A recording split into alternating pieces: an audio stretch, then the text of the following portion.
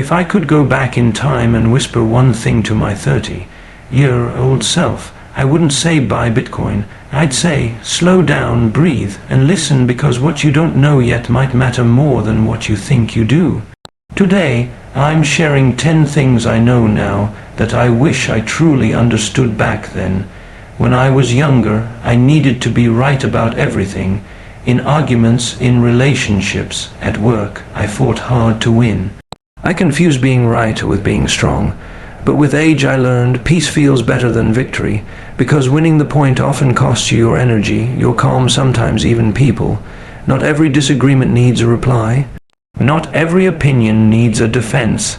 Silence, I've learned, is not weakness, it's wisdom wearing patience. Sometimes peace means letting someone believe what they need to believe. It's the calm in you choosing stillness over noise. I've had heated debates where I walked away right, but felt miserable, and I've had quiet moments where I let go and felt free. You don't lose anything by not arguing, but you do lose your peace by holding on too tightly to being right. Now I ask myself, will this matter in a week, in a year? And most of the time it won't. What matters more is keeping your inner world uncluttered. Your peace is your power. Protect it like it's sacred, because it is. In my 30s, I chased money. I thought wealth was about bigger numbers, faster cars, fancier things. But here's what I didn't realize: money can be earned back. Time cannot. Every hour you give to something or someone is an investment. But the returns aren't always equal. We spend years giving time to jobs we hate, people who drain us, and things we think will impress others. And then one day, you wake up and realize time spent never returns. I've never heard someone at 60 say, I wish I made more money, but I've heard many say, I wish I had more time with my kids, or more time doing what truly mattered. Time is your real currency. Protect it. Budget it, spend it on things that fulfill you. Say no without guilt. Say yes to sunsets, walks, conversations, books, moments, because no paycheck, no status symbol, no applause from the world can replace the quiet joy of knowing you spent your time well. The richest people I know don't have millions in the bank. They have peace in their schedule, freedom in their mornings, and memories built with presence, not just money. So now, before I commit my time, I ask, is this worth a piece of my life? Because time, not money, is what makes you truly rich. When I was younger, I thought being kind meant being available to everyone. Friends, co-workers, strangers, I gave pieces of myself freely. Time, energy, emotional labor. And I often felt drained, but couldn't explain why. Now I understand. Access to your time and attention is a privilege, not a right. Not everyone should get your deepest thoughts, your softest side, your energy. Some people only come to take. Others only show up when they need something, and some don't respect the space you give them. It's not selfish to set boundaries, it's self-respect. You are not a public park, you're a protected garden. Only those who water you, nourish you, and respect your roots deserve to sit in your shade. I used to let everyone in. Now I've learned to lock the gate sometimes and let peace grow inside. You don't owe anyone unlimited access, especially those who bring chaos, doubt, or negativity. Let them think you've changed. Let them call you distant. That's okay, because protecting your peace is an act of wisdom, and wisdom doesn't always explain itself. Now I move with intention, and I only open my door to those who knock with kindness, not expectation. When you're 30, your body is forgiving. You skip sleep, eat poorly, sit too long, and still bounce back. So you think you'll always be able to do that, but time is patient and it keeps score. In your 40s, 50s, and beyond, that tiredness lasts longer. That pain in your back, it lingers. That one unhealthy habit, it starts speaking up through your body. Health whispers at first, but if you ignore it, it starts to shout, I wish I'd listened sooner. I wish I made walking daily, sleeping enough, and managing stress non-negotiable. Because once your health declines, everything else becomes harder. Even joy feels heavier. You can't enjoy a good meal, a long trip, or a quiet afternoon when your body's hurting. The older I get, the more I realize health is freedom. Freedom to move, to travel, to play with your grandkids. Freedom to live without constant worry or discomfort. And it's not about being perfect, it's about being consistent. Drink the water, stretch your body. Listen to what hurts. Go for checkups even when you feel fine. Because the longer you wait to care, the harder it is to repair. Your body is your lifelong home, treat it like one. At 30, I thought I was invincible. At 60, I know better, and now I treat my health like it's the most valuable thing I own, because it is. I used to say yes to everything, every event, every favor, every extra task. I thought it made me helpful. Generous, liked, but what it really did, it made me exhausted, stretched thin, and often quietly resentful, because every yes to someone else was a no to myself, no to rest, no to peace, no to doing what I truly needed. Over time I learned something powerful. Saying no isn't rude, it's necessary. No is a filter. It protects your energy from being scattered. It helps you show up fully for the things that actually matter. But saying no isn't easy, especially when you care. You fear disappointing people. You fear being misunderstood. But here's the truth. If someone can't respect your no, they never valued your yes.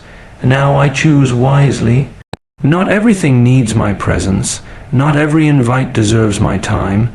Not every request deserves my attention. Saying no doesn't make you cold, it makes you clear, and clarity is kindness to others and to yourself. So if you're tired, overwhelmed, or just not aligned, say no, and stand by it. You don't need to explain. You don't need permission, because your time, energy, and peace are worth protecting. And saying no is how you draw the line between surviving and truly living. One of the most powerful truths in life is that it's never too late to start over. No matter how old you are, how many mistakes you've made, or how stuck you feel, there's always an opportunity to turn the page and begin anew. Life isn't a straight line. It's full of twists, turns, and unexpected moments that can lead us down different paths. Sometimes we get comfortable or trapped in routines that don't fulfill us, and we think that change is impossible because of age or circumstances. But age is just a number. It doesn't define your potential or limit your dreams. Starting over doesn't mean erasing the past. It means embracing what you've learned and using that wisdom to build something better. Whether it's changing careers, pursuing a passion, repairing relationships, or simply adopting a new mindset, the possibility to reinvent yourself is always there. Many people who have made significant life changes, whether in their 30s, 50s, or even 70s, prove that transformation is possible at any stage. It takes courage, patience, and faith. But the reward is a life that feels more authentic and aligned with who you truly are. The key is to stop waiting for the right time, because that moment might never come. Start where you are with what you have. Small steps forward can lead to profound change over time. Remember, life is a continuous journey of learning and growth. Starting over at any age isn't just an idea. It's an invitation to live fully, embrace new possibilities, and rewrite your story whenever you choose. In today's fast-paced world, it's easy to confuse being busy with being productive. Many of us fill our days with endless tasks, meetings, and distractions, wearing busyness like a badge of honor. But the truth is, busy doesn't necessarily mean productive. Being busy often means you're juggling a lot, running from one thing to another without a clear focus or purpose. Productivity, on the other hand, is about making meaningful progress toward your goals and priorities. It's the difference between doing many things and doing the right things. When we're constantly busy, we can easily fall into a trap of exhaustion, stress, and burnout. We may feel accomplished because our to-do list is long, but if those tasks don't align with what truly matters, we haven't moved the needle on what really counts. True productivity is intentional. It requires clarity on what's important, the discipline to say no to distractions, and the patience to work steadily toward meaningful outcomes. It's about quality, not quantity. One practical way to shift from busy to productive is to prioritize your tasks. Ask yourself which actions will bring the greatest value or impact. Focus on those first. Learn to delegate or eliminate what isn't essential, and remember to take breaks to recharge, because tired brains are less effective. Ultimately, the goal isn't to fill every moment with activity, but to invest your time and energy in what enriches your life and aligns with your purpose. So next time you feel overwhelmed by busyness, pause and reflect. Am I truly being productive or just busy? Change is one of the few constants in life, especially when it comes to people. Throughout our lives, we grow, learn, and evolve in ways that sometimes surprise even ourselves. People change, and that's not only natural, it's healthy. It's easy to expect others to stay the same, to hold on to memories of who they were or who we wished they'd be.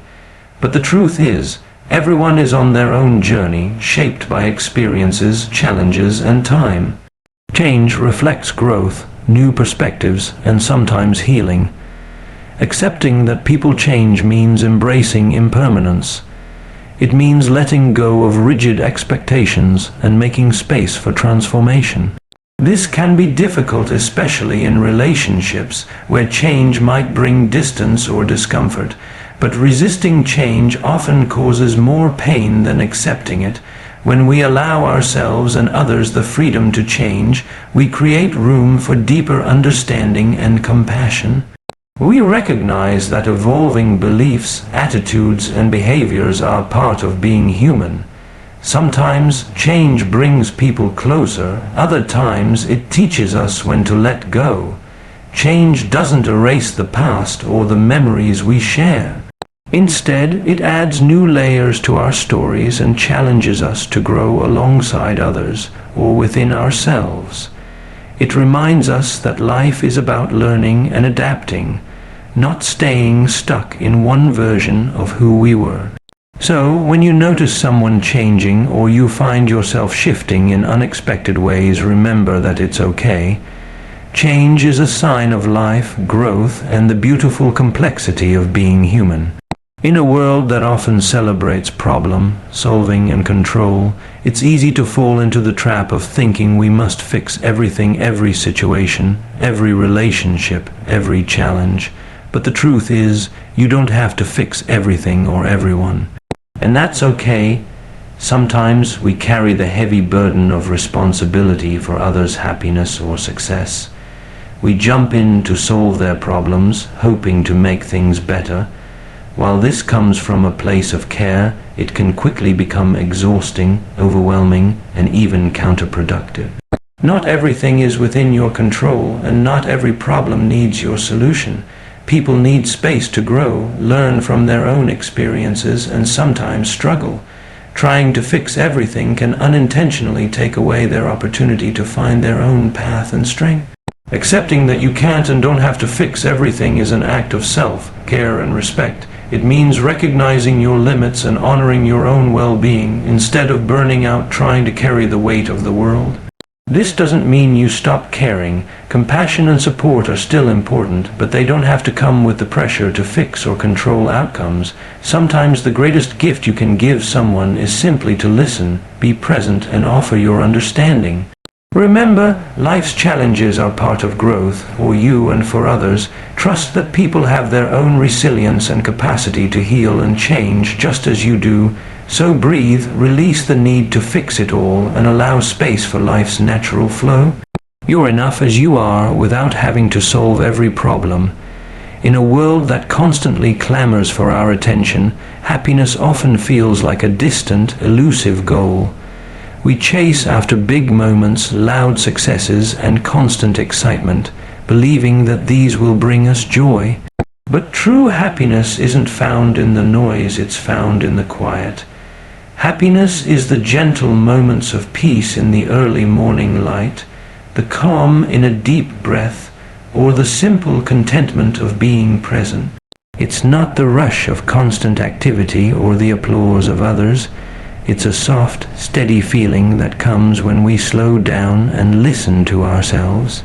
When we chase noise, the distractions, the busyness, the need to always be doing something, we risk missing the subtle beauty of happiness that lives in silence and stillness. Noise can overwhelm us, cloud our minds, and keep us restless, always searching for the next thing rather than appreciating what is. Quiet happiness is about finding joy in the ordinary and embracing moments of stillness. It's in the smile of a loved one, the warmth of a cup of tea, or the satisfaction of a job well done. It's a calm center amidst life's chaos. By seeking quiet, we create space for gratitude, reflection, and true connection, both with ourselves and others. We begin to understand that happiness isn't a destination to reach, but a way of being that's available to us right now. So next time you find yourself chasing noise, pause, notice the quiet around you and within you. That's where happiness quietly waits, ready to be noticed and cherished.